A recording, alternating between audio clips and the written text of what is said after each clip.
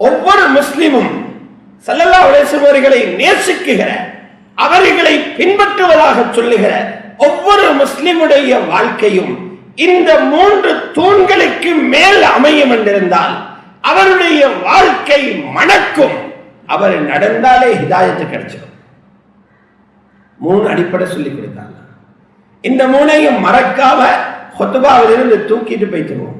குர்ஆன்ல இருக்குது, மறக்காமல் இந்த 3ஐயும் ஞாபகம் வைப்போம்.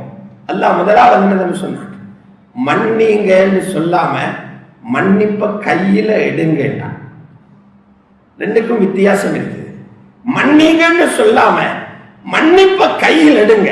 சில இடத்துல விரும்பாமலே மன்னிப்பை எடுக்க வேண்டியிருக்கிறது. ஹுதில் அஃப்வ, மன்னிப்பை எடுங்கள். அஹ்லாக்கின் முதல் படித்தரம்.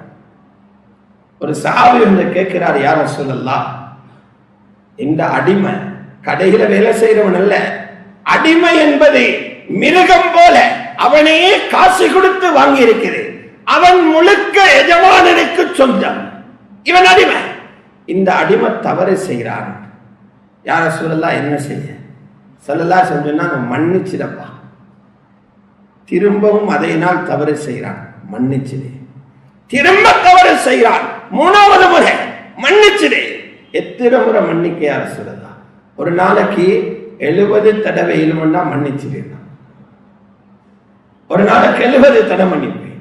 எங்களுக்கு அல்லாஹ் படிச்சு தந்த அஹ்லாக் இதுதான். ஹுதில் அஃப்வ, மன்னிப்பை கையில் எடுங்க. எல்லாரையும் மன்னிங்க, எதிரியையும் மன்னிங்க, மனைவியையும் மன்னிங்க, பிள்ளைகளையும் மன்னிங்க, நண்பர்களையும் மன்னிங்க. மன்னிப்பை கையில் எடுங்க. 2வது அல்லாஹ் சொன்னா, நல்லதை சொல்றத நிப்பட்டிடாதீங்க. கொஞ்சம் கோபம் வந்தா நீ மண்ணா போட எங்களுக்கு என்ன? அவங்களுக்கு சொல்லி வேலை இல்லை. அது திருந்திர ஜம்முங்கள் அல்ல. கோபம் வந்த உடனே மனிதன் செய்யற முதலாவது வேலை நலவ நாடுறத நிறுத்தல. அல்லாஹ் சொன்ன இதுவும் செய்யலாம். சொல்லிக்கிட்டே இருக்கணும், சொல்லிக்கிட்டே இருக்கணும். நல்லதை மக்களுக்கு ஏவுங்க. 3வது சொன்னால், நீங்க சொல்றதால எதிர்காலத்தில் வரக்கூடிய நலவுகள் தெரியாம, எதிர்காலத்தில் வரக்கூடிய லாபங்கள் தெரியாம பல பேர் உங்களோட வந்து முட்டுவாங்க, ஆர்கியூமெண்ட் பண்ணுவாங்க, உங்களை புறக்கணிப்பாங்க. அவங்களோட செயற்பாடுகளை கண்டுகொள்ள வானம், அவங்களோட செயற்பாடுகளை கண்டுகொள்ள வானம். அனில் ஜாஹிலீன், அறியாமையில் இருப்பவர்களை புறக்கணித்து விடுங்கள். சுப்ஹானல்லாஹ். 3 அஹ்லாக். மன்னிப்ப கையில் எடுங்க, நல்லதை சொல்லிக்கிட்டே இருங்க.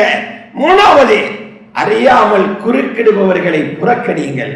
இந்த 3 பண்புகளும் இருந்தா யாரும் கெட்டவன் இல்லை, எல்லாரும் நல்ல மகளாகத்தான் இருப்பார்.